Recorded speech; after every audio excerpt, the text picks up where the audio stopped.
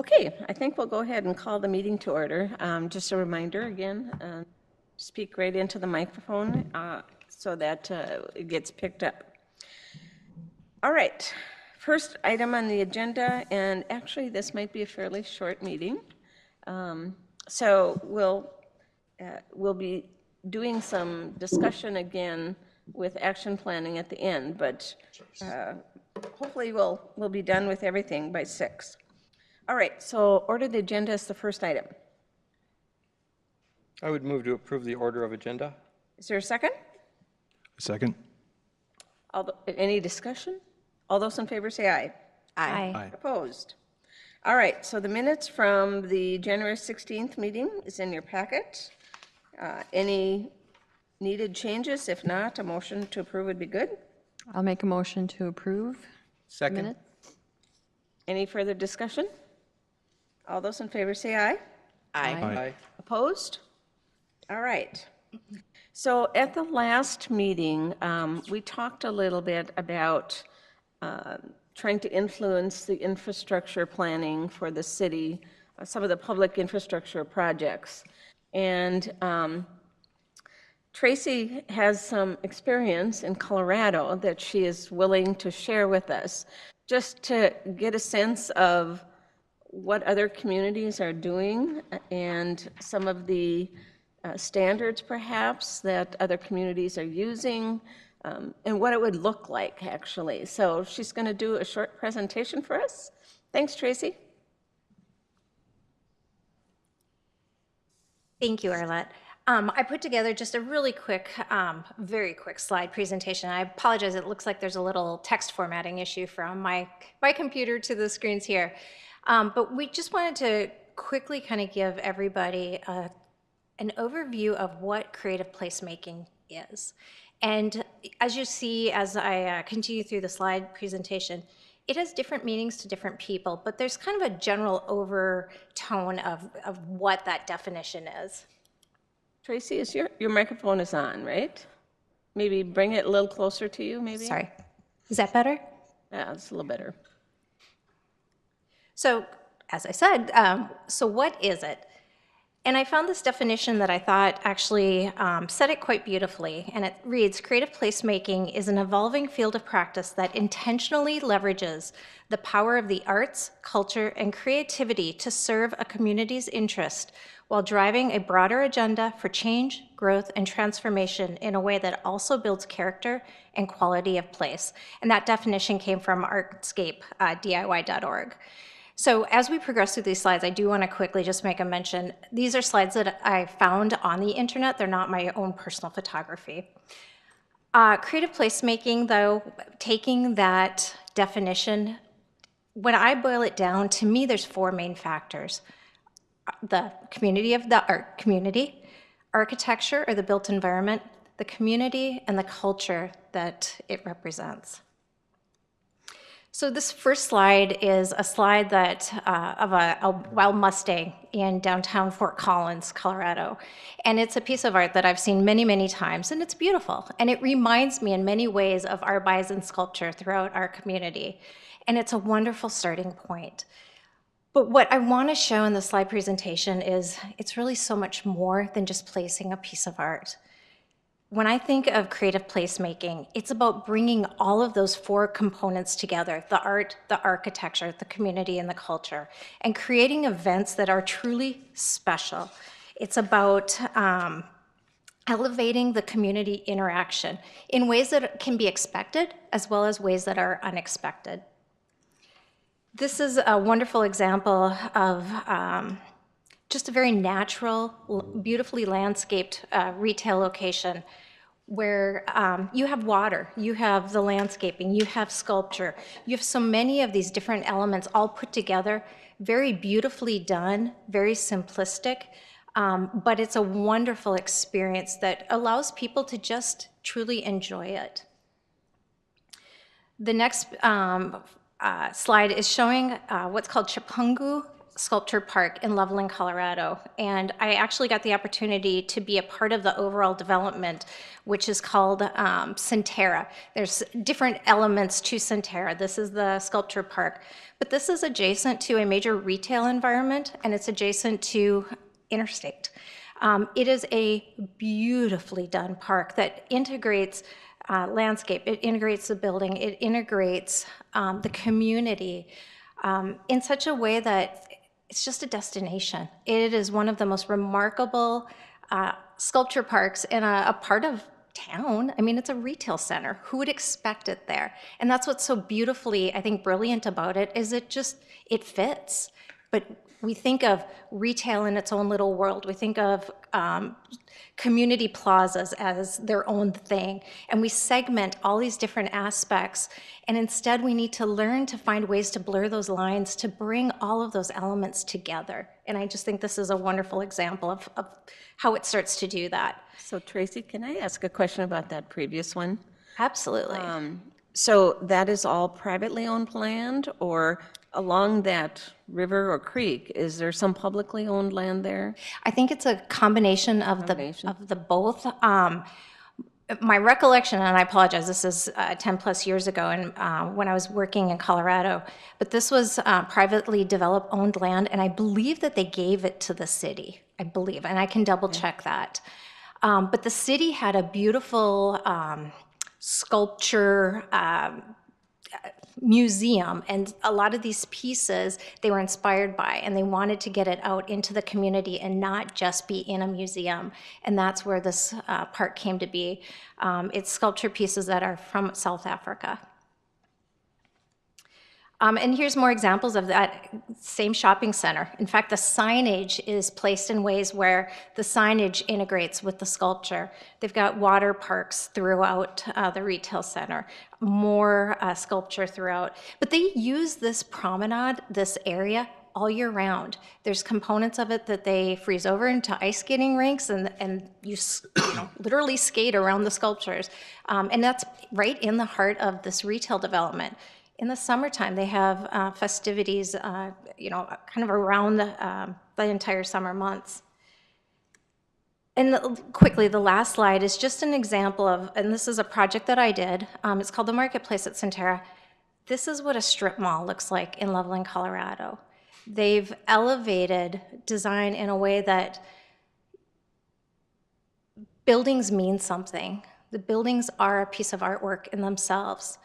Landscape is not a negotiable element to the design. Landscaping is one of the primary design components that we knew we had to integrate into the design. Our budgets had to have that landscaping component completely figured into it. And I think at the end of the day, you create this environment that really it embraces all the different senses, your hearing, your taste, your smell, the touch. I mean, it's an exciting environment to be in. But if you look closely at the slides, it's Quest, it's Quiznos subs, it's Qdoba, it's Chipotle, it's Panera Bread. It's your typical strip mall. But it's, they just hold developers in that area to a higher standard. They want more, they expect more in those communities. So to wrap up, I included these slides because I just thought they were a wonderful way of showing how, as placemaking, anything can be a placemaking opportunity. It's not just a city hall or a community plaza. It can be a strip mall. But we just have to have a different way of thinking about things if we want to, start to elevate the design in our communities in that way as well. Thank you. Are you open to questions I sure am. anybody have questions or comments? I think I mentioned this last time, but I've been to this area, and it just the way it looks makes you want to be there. And and I didn't know they had ice skating there, so when they have all those kinds of activities built into that whole area, it's pretty phenomenal. It's beautiful. They've tried to really make every member of the family have a reason to want to be there. The park is a wonderful opportunity. If dad doesn't want to go shopping, he can take the kids and hang out at the park, and mom can go shopping. And they found ways to activate it as much of the year as possible. And I understand Colorado has a little bit of a different climate in the wintertime than we do here, but they get snow and they get cold weather as well. But they use it year round, and they find opportunities to make it be relevant to the community and really embrace the community. I was having a conversation, you bring up the cold weather difference, but I was just talking with somebody who was up to Winnipeg for a festival. Was that you, Tracy? Yeah. And how winter is just totally, oh, it was Brenda too, I think, is the person I was talking to. Totally embrace the cold weather and celebrate it, and they're still outside, and the environment that they've built includes activities outside in the winter. If we could only get there. Just from my own personal experience as an architect, I've heard so many times when we start to talk about outdoor patios and plazas in our environment, oftentimes the initial reaction is, well, they're just not used enough. We only can use them a few months of the year, and that's the exact reason why we need them. We can only typically use them for a few months of the year, so we need to celebrate that. And, yes, we live in a cold wintered environment, and we know how to live in that environment. It doesn't have to confine us to the inside of a building. So I think we have to somewhat have a mind shift and realize that we can celebrate that. I also loved how the sculpture that is in the middle of a pond that becomes an ice rink, the idea that art does survive year-round outside and is part of the elements, I think that that's something that I hope we see a lot of that. Madam Chair, maybe Tracy, you know this, or maybe some folks in our planning department would know this, but there's a city in Indiana, I believe, that they've taken on architectural enhancement as a community effort, and some philanthropist in town has, to my knowledge, sponsored these architectural enhancements. So when people want to do a project or construction, they step it up. And that's really big-time placemaking, when you architecturally impact an entire community and give people opportunity so if they're building a house or building a building, to step up the architecture. And I'm not sure which Indiana town that is, but I've heard of it over the years. And then, of course, I wonder, well, gosh, we have all these architect students in town. Maybe we can connect the dots and they can help people with projects. I don't know. But if we can step up and enhance and design. On this particular development called Centera, I actually was part of the architectural team that worked with the developer in refining the development standards that had been created for this entire development. I got to help create some of the signage standards as well, but primarily for the architecture. This developer he knew that this community would embrace something more than just ordinary. He wanted to create something that was extraordinary in northern Colorado, and that people had a reason to come to Loveland and not just go to Fort Collins or go to Denver. He wanted them to stop intentionally in Loveland, and he cared. He truly cared about his community and found ways to elevate that design somewhat, at his own cost, obviously. But I believe he'd be the first one to say that it has repaid itself many times over. It's not just a retail development. There's a housing component to it. There's a hospital. There's, office park and so forth. It's a very large development. But they have committed to a high-end level of architectural landscape detailing to ensure that it is something different and something special. I believe it's Columbus, Indiana. So when we're all bored, we can look up what they do in that town. You indicated that they were held to a higher standard. Who sets those standards? So in this specific community, they do have, a Loveland Planning Department, the city council and all that they have to go through for approvals. But prior to that, they had to create their own PUD for the development. They had to create standards that they put forth and then was agreed and adopted by the city. So it's somewhat themselves, but then, once once they decided how far they wanted or were willing to take it, then the city bought into it.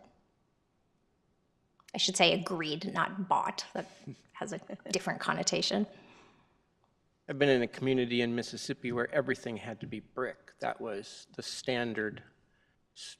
It's the only brick Walmart around. I can actually show you a brick Walmart. Not in there. But, I don't know that we want to limit and just say, you can only use this material. The idea is to elevate the design as a whole. I still want artists and architects and landscapers to use their imagination and their creativity, but just to know that it doesn't have to be just a blank wall. It doesn't have to be a CMU block wall. It doesn't have to be a straight prototype coming from a national retailer that is, just the least inexpensive thing to build. And there can be beautiful designs that way as well, but I think that we have the opportunity, if we choose to ask for more. Okay. Any other questions? Thank you, Tracy. I think what we're talking about here goes beyond what the Arts and Culture Commission is accountable for, but when we begin to talk about and think about public art being placed in an environment that supports it, you look at the larger environment, and that is truly what creative placemaking is all about. And we certainly are seeing a few developments, and I look at Kilbourne because Block 9 is a good example of that kind of approach on the plaza there. I attended, and I'm going to pontificate here a little bit, I attended a presentation over at Plains Art Museum. They brought in a developer from Minneapolis, and I don't know if anybody saw him or heard him, but he basically presented on creative placemaking, and he's got a couple of isolated projects in Minneapolis where he's redeveloped a couple of old buildings, but made then the space around them real inviting and more of a public space where people are congregating. And a question was posed to him: how do you get developers interested in doing that? How do you get them there? And granted, by all means, design standards is one of them.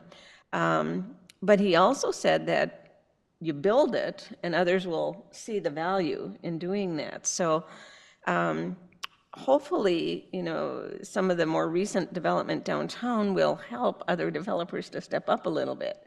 But it's probably going to take a little impetus on the city side too. So from our perspective, though, there's probably a couple of things to think about. What you presented here was mostly private development. So how do we as an Arts and Culture Commission help to incentivize this kind of approach to development?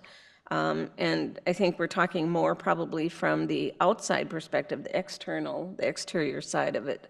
And then secondly, from the public side, and one of these probably was some public land, how do we begin to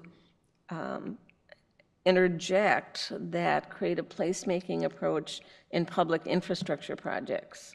And those are the two kind of areas that I see from your presentation that we take away from.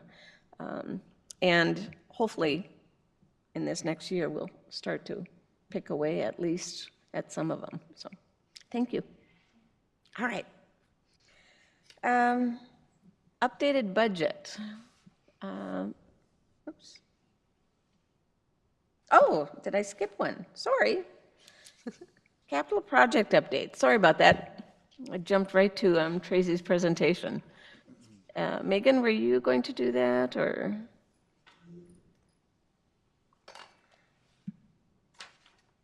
Or do you want me to pipe in? Okay, I can. So we've met with, when I say we, it's the staff, and Deb and I have met a couple of times now with Folkways for the purpose of getting a process together to involve a larger group to figure out what we would like to do for this capital project. This is the one that the CVB is interested in participating with us. We have identified some key stakeholders that we think would be wise to do some initial discussion with before we really embark on this whole process. So Deb and I have started to meet with a few groups. We haven't actually met with them yet. We've set up a couple of meetings. We've got a whole long list of people that we'd like to at least touch base with. And then from there, hopefully Folkways will re-engage and will help to facilitate then a process from there. So we're still plugging away at it. It's going a little slowly, but plugging away. Questions?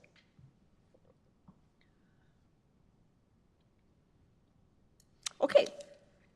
Make sure I'm not skipping something else here. Updated budget. Is somebody going to do that?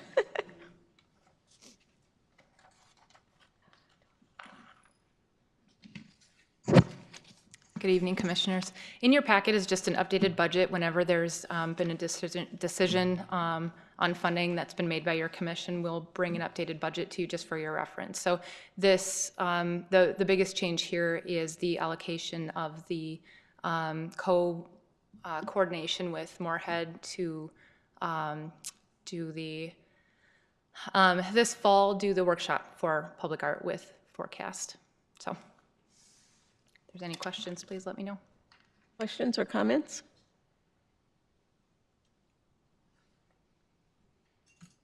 So that shows as the administrative payment? I believe so. I'm sorry, we didn't print enough packets, and I don't have one in front of me right now. But Okay.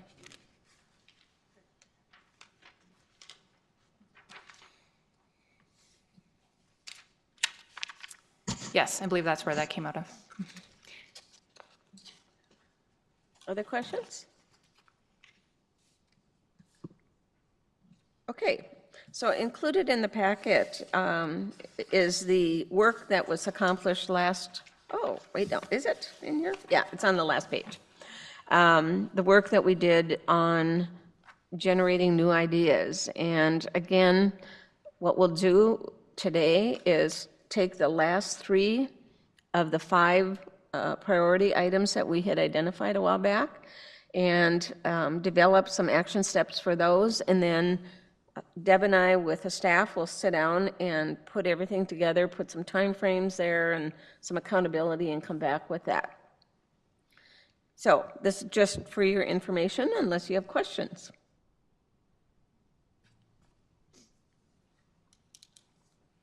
All right. I don't see any public here, so I'm assuming there's no public comments. Any other business? Sarah, I have one thing.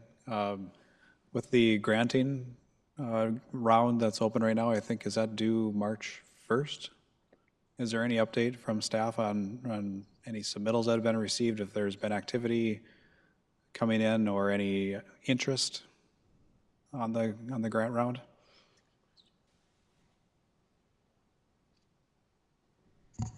There has been quite a bit of interest and inquiry. I know Brittany had received several over the last couple of weeks. Her last day was Friday.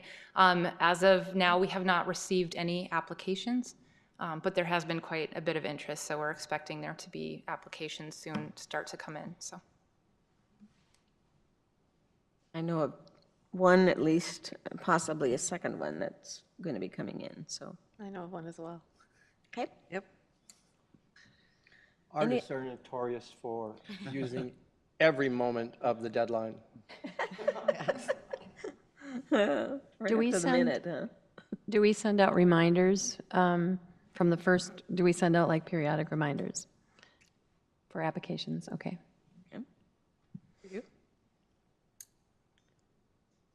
That's, she seemed to indicate, you do send out reminders?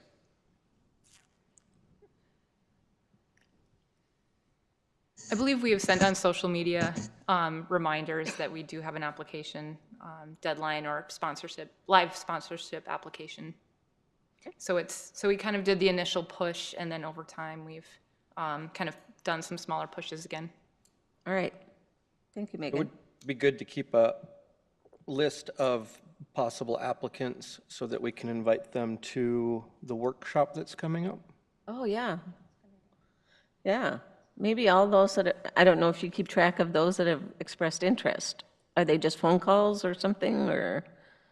I think they have mainly been phone calls. We can see if there's been any records of that when Brittany was here. Might be good to keep track of those and invite them, yeah.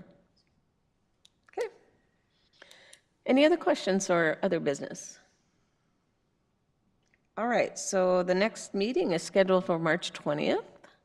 Then a motion to adjourn would be great, and we will move to another room, actually, to finish our discussion. I will move to adjourn. A second? Second it. All those in favor say aye. Aye. Aye. Opposed? All right. So do we go upstairs?